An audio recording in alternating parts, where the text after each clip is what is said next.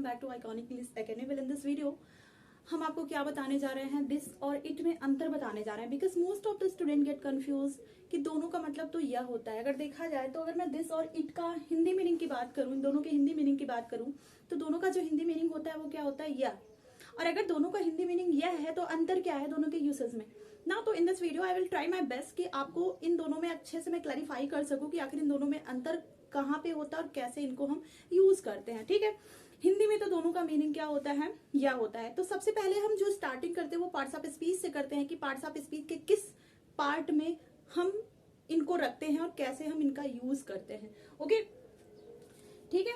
तो यहाँ पे एंड हाँ, most important thing that I have to tell you कि watch this video till end, only then you will able to understand. Okay, video को end तक जरूर देखिएगा, तभी आपको समझ में आ जाएगी पूरी बात। एंड हाँ, आई एम श्योर कि आपको इस वीडियो को देखने के बाद दिस और इट के यूज में कोई भी कंफ्यूजन नहीं होने वाली है।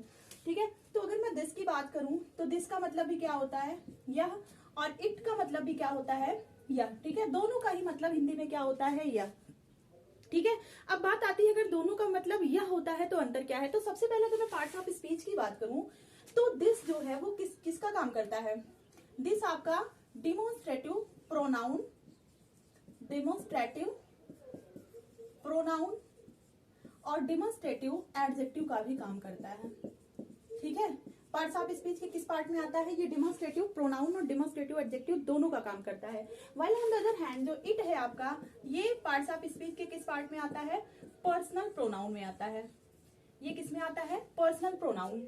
ठीक है, प्रोनाउन तो आपने पढ़ा होगा, एडजेक्टिव भी आपने पढ़ा हो। आई होप कि जितने भी लोग आप हो जो इस वीडियो को देखोगे, कम से कम पार्ट्स ऑफ स्पीच तो आपको पता होगी। ठीक है, तो पार्ट्स ऑफ स्पीच के ये डिमोन्स्ट्रेटिव प्रोनाउन और डिमोन्स्ट्रेटिव एडजेक्टिव में दिस का यूज किया जाता है, जबकि इट का यूज हम किसमें करते हैं, पर्सनल प्रोनाउन में करते हैं। किसमें करते हैं, पर्सनल प्रोनाउन में। अब चलिए थोड़ा सा हम अंतर देखते हैं। जैसे कि पहले हम एग्जाम्पल के थ्रू समझते हैं तो शायद आपको जल्दी से, मान लो मेरे हाथ में ये मार्कर है, मेरे हाथ में ये मार्कर है, आपको नहीं पता है, मैं क्लास में हूं तो बच्चों को नहीं पता है कि ये क्या है। ठीक है, तो मैं बताती हूँ क्योंकि ये चीज मेरे पास में है तो मैंने कहा दिस इज अ मार्कर। नहीं पता था, मैंने बताया क्योंकि ये चीज मेरे पास में है तो इसकी तरफ इशारा करके मैं इसको दिखाती हूँ, कहती हूँ ये क्या है, दिस इज अ मार्कर। तो पहला जो यूज है दिस का वो क्या करने के लिए होता है, किसी नजदीक की वस्तु की तरफ इशारा करके उसे बताने के लिए होता है। ठीक है, नजदीक की वस्तु की तरफ, और वो चीज एक हो ना, संख्या में एक हो, तब हम वहां पे किसका यूज करते हैं, दिस। जैसे ये बोर्ड है, ये व्हाइट बोर्ड है, ये मेरे पास है, तो मैंने कहा आप जितने बच्चे हैं मेरी क्लास में या आप लोग, जैसे आपको नहीं पता है कि ये क्या चीज है, ये कौन सी चीज है, आप इसको पहचान नहीं पा रहे हो, देन फॉर योर आइडेंटिफिकेशन मैं इसे बताऊंगी कि this is a white board. ये क्या है, ये व्हाइट बोर्ड है। दिस इज अ मार्कर ना, दिस इज अ वॉच। तो बहुत सारी चीजें ऐसी, वो सभी चीजें जो आपके पास में है ना, और आप उनकी तरफ इशारा करके किसी को बता रहे हैं कि यह वो है, ये वो है, ये वो है, ये चीज है। ठीक है, तो आपका वहां पे किसका यूज किया जाएगा, दिस का यूज होगा। और हम यहाँ पे इट का यूज नहीं करेंगे, हम यहाँ पे हम पास की चीजों की तरफ हम उसकी पहचान बताने के लिए इट का यूज बिल्कुल नहीं करेंगे। ठीक है, तो पहला अंतर क्या होता है कि जो दिस होता है, दिस का यूज किसके लिए होता है, ठीक है, to indicate nearby things, जो हमारी पास की चीजें हैं उनकी तरफ इशारा करके बताने के लिए हम किसका यूज करते हैं, दिस का यूज करते हैं। और नॉट ओनली थिंग्स, पर्सन के लिए भी हम इसका यूज करते हैं। ठीक है, पर्सन के लिए भी हम इसका यूज करते हैं। अब अगर मैं बात करूं इट का, तो इट का जो यूज होता है वो इसके लिए नहीं होगा। इट का यूज हम कभी इसके लिए नहीं करेंगे कि आपको ये नहीं पता है, कोई चीज मेरे पास में है, आपको ये नहीं पता है तो मैं इसकी तरफ इशारा कर दूं, it is a marker. No, this sentence is wrong. यहाँ पे इट का कोई सेंस नहीं बैठता है। ठीक है, अब इट का यूज कहाँ पे होगा, इट का यूज कहाँ पे होगा, जैसे कि मान लो मैंने कहा कि मेरे पास एक कार है, मेरे पास एक कार है और उसका कलर क्या है, सफेद है। मेरे पास एक कार है और उसका कलर सफेद। जैसे मैंने यहाँ पे लिखा, सॉरी, मान लो मैंने लिखा I have a car, I have a car. ठीक है, और वह सफेद कलर की है, and it is white in colour, and it is white in colour, और वो किस कलर की है, सफेद कलर की है। अब देखो, आई हैव अ कार, मेरे पास एक कार है, and it is white in colour, और वो किस कलर में है, सफेद कलर में है। तो जो इट आया है, ये जो इट आया है, ये किसके लिए आया है? कार के लिए। ये किसके लिए आया है? कार के लिए। कहने का मतलब आपने पढ़ा होगा कि ग्रामर का एक नियम होता है कि हम किसी नाउन का प्रयोग सिर्फ एक बार कर सकते हैं सेंटेंस में। अगर बार बार हमें उस नाउन को मेंशन करना है तो हमें उसके लिए एक प्रोनाउन लाना होगा।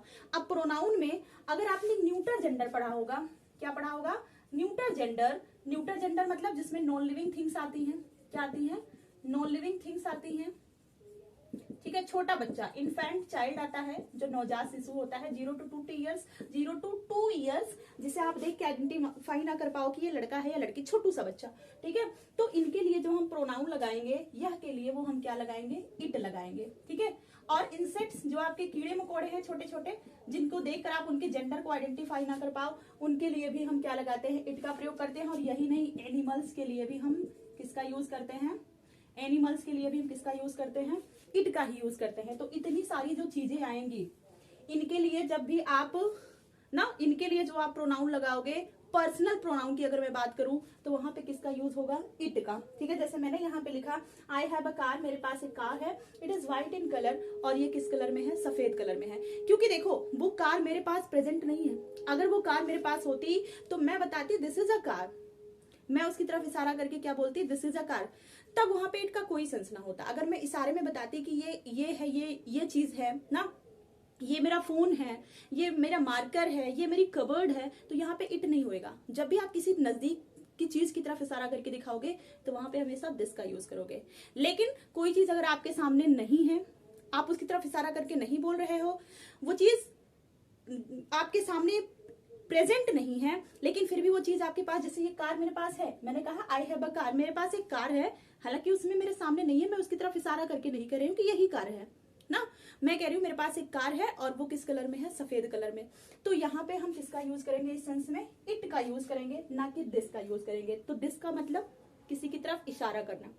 अब और देखते हैं दिस के कुछ लिमिटेड यूजेज हैं। हम यहाँ पे दिस के कुछ लिमिटेड यूजेज हैं, जबकि इट के आपके क्या है? इट के क्या है आपका? बहुत ही वाइड यूज है। इसका जो यूज करने का जो स्कोप है ना, वो बहुत वाइड है।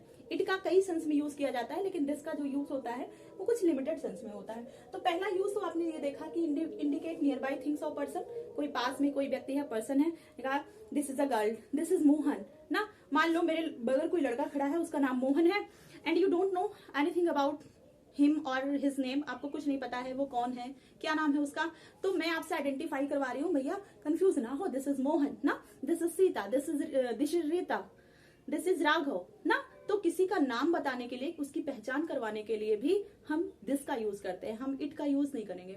हम किसका यूज करते हैं? दिस का यूज करते हैं, उसकी पहचान बताने के लिए। अब एक यूज तो आपने ये पढ़ा दिस का। अगर हम नेक्स्ट यूज की बात करें, अगर हम दिस की नेक्स्ट यूज की बात करें, पहला यूज तो ये है। दूसरा यूज क्या होता है? This is used for identification. अभी जो मैं बात कर रही थी, आइडेंटिफिकेशन भी पहचान के सेंस में भी हम इसका यूज करते हैं ना। अभी हम बोल रहे थे ना, कोई जैसे कि अगर आप किसी चीज के बारे में नहीं जानते हो, कोई चीज आपके पास पड़ी है, तो आप पूछते हो ना व्हाट इज दिस, यह क्या है। हम व्हाट इज इट कभी नहीं बोलते हैं। आपने बोला भी होगा और सुना भी होगा, लोग बोलते हैं what is this, who is this, कौन है यह, क्या है यह, ना कि हम ये बोलते हैं who is it, what is it, हम ये नहीं बोलते हैं, हम व्हाट इज दिस बोलते हैं, यह क्या है। कोई चीज के बारे में हमें जानकारी नहीं है, वो चीज हमारे सामने पड़ी है, तो उसकी तरफ इशारा करके हम बोलते हैं, क्योंकि हमें उसकी पहचान चाहिए और उसके बारे में हम कुछ जानते नहीं है। तो वहां पे हम किसका यूज करेंगे? दिस का ना। आपसे कोई क्वेश्चन कर रहा है what is this, then you have to say this is white board, this is, आपसे मैं मार्कर लेके खड़ी हूँ, किसी बच्चे को नहीं पता ये मैम जो ली है ये लकड़ी, ये ऐसी लंबी सी चीज क्या है, तो वो पूछेगा मेरे से what is this, that time मैं क्या बोलूंगी? This is marker. वो ये नहीं पूछेगा what is it, there is no sense of it in this case. ठीक है, जब भी आपको कोई चीज पहचान करनी है, किसी के बारे में जानकारी लेनी है, तो आपको वहां पे इट का यूज नहीं करना है, वहां पे दिस का यूज करना है। तो दूसरा जो यूज होता है आइडेंटिफिकेशन, मतलब पहचान के सेंस में भी हम किसका यूज करते हैं? दिस का यूज करते हैं। ठीक है, हम अगर मान लो आपसे कोई क्वेश्चन पूछता है हु इज दिस, कौन है, तो ऑब्वियस अगर हु लगा है तो वो पर्सन के लिए क्वेश्चन होगा, तो आप क्या बोलोगे? जो भी पर्सन होगा आप उसका नाम बताओगे, this is Mohan, this is Sohan, this is Rita, this is Gita, whatever you feel. Okay, तो ये दो यूजेस पढ़े आपने। नियर बाई थिंग्स को दिखाने के लिए हम दिस का यूज करते हैं, जो हमारे पास की चीजें हैं उसकी तरफ इशारा करेंगे। जब हम इशारे में बात करेंगे तो हम क्या बोलेंगे? बताया मैंने ना, this is curtain, this is board, this is marker, this is watch, this is ring, everything जो आपके पास में उसकी तरफ जब आप इंडिकेट करोगे तो ये बोलोगे। दूसरा, कोई चीज आपको नहीं पता है, पहचान करने के लिए भी जब आप क्वेश्चन करोगे तो आप यही बोलोगे व्हाट इज दिस। कोई व्यक्ति है जो आपके पास खड़ा है, आप नहीं जानते उसके बारे में, तो जिसको आप जानते हो उससे पूछोगे भाई हु इज दिस, कौन है ये बंदा ना, तो वो बताएगा दिस इज करके। ठीक है, तो रिकॉग्निशन मतलब पहचान के भी सेंस में, आइडेंटिफाई करने के भी सेंस में हम किसका यूज करते हैं, दिस का। And in both the cases, और इन दोनों ही केसेस में, इन दोनों केसेस में इट का यूज आप नहीं करोगे।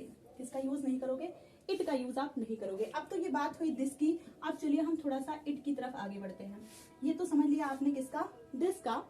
ठीक है, अब हम किसके यूज की तरफ आगे बढ़ते हैं, इट के यूज की तरफ आगे बढ़ते हैं। ठीक है, अच्छा एक चीज और, हाँ अभी मैंने बताया था कि दिस जो है आपका डेमोन्स्ट्रेटिव प्रोनाउन और डेमोन्स्ट्रेटिव एडजेक्टिव दोनों का काम करता है। तो अगर आपको थोड़ा सा प्रोनाउन और एडजेक्टिव नहीं पता होगा तो आप कंफ्यूज होगे कि आखिर ये प्रोनाउन और एडजेक्टिव दोनों का काम कैसे कर सकता है। तो मैं यहाँ पे 2 सेंटेंस लिख रही हूँ। ठीक है, मैंने कहा दिस इज माई मार्कर।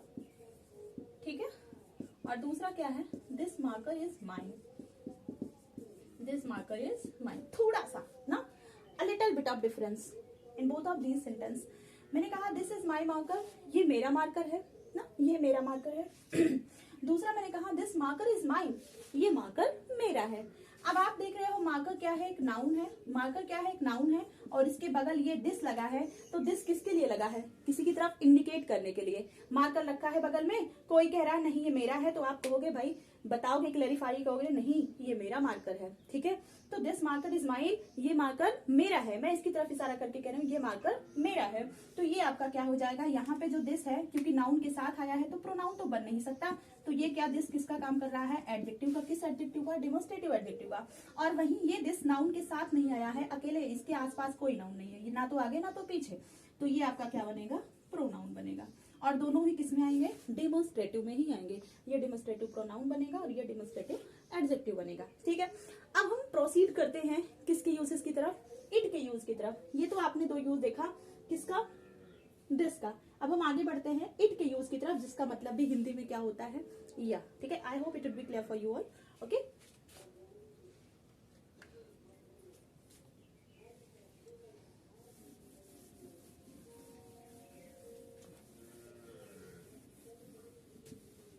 हाँ अब देखो, जैसा कि मैंने पहले ही बताया था, जो इट है आपका वो किसका काम करता है, पर्सनल प्रोनाउन का।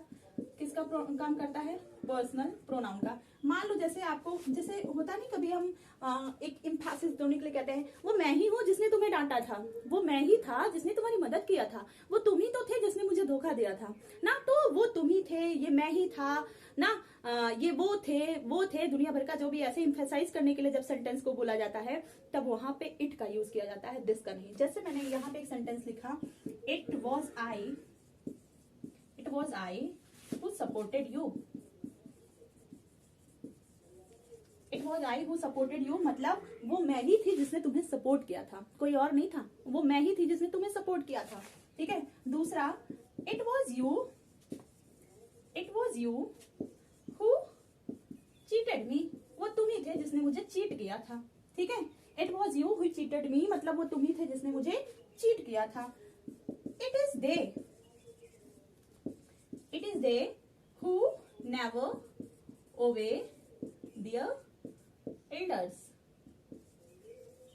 मतलब बड़े बुजुर्ग। यहाँ पे it is they who never ओबे देयर एल्डर्स, मतलब ये वही हैं जो अपने बड़ों की बात नहीं मानते, कभी नहीं मानते हैं। ये वही हैं, कोई और नहीं है, ये वही इंसान हैं जो अपने बड़ों की बात कभी नहीं मानते हैं। तो आप इन देख रहे हो, इन तीनों में इस पे, ये जो आई है, यू है, दे है, इन पे क्या दिया जा रहा है, इम्फेसिस किया जा रहा है, जोर दिया जा रहा है। तो जब भी किसी बात को एक प्रेशर के साथ बोला जाए, कोई और नहीं था, वो मैं ही था ना, वो तुम ही थे, ये वो ही थे जिन्होंने ऐसा किया, तो इस सेंस में आप किसका यूज करोगे, इट का यूज करोगे। अगर आप यहाँ पे दिस का यूज करते हो तो your sentence would be wrong, आपका सेंटेंस क्या हो जाएगा, रॉन्ग हो जाएगा। So this is the first use of it. ये क्या है, इट का पहला यूज है। ठीक है, आप इसको देख सकते हो, जब हम सब्जेक्ट पे एम्फेसाइज करें, किसी कर्ता पे जोर देके बोले कि वही है ना, ये तुम ही थे, वो मैं ही थी, तो इस केस में हम किसका यूज करते हैं, हमेशा इट का यूज करते हैं, ना कि दिस का यूज करते हैं। ठीक है, अब अगर हम इसके दूसरे यूज की बात करें, तो टाइम ना, वेदर, डिस्टेंस के सेंस में हमेशा किसका यूज किया जाता है? इट का। जैसे मैंने बताया, अगर मुझे बोलना होगा कि गर्मी तो पड़ी रही है, मैंने कहा आज बहुत गर्मी है, तो क्या हो जाएगा? It is very hot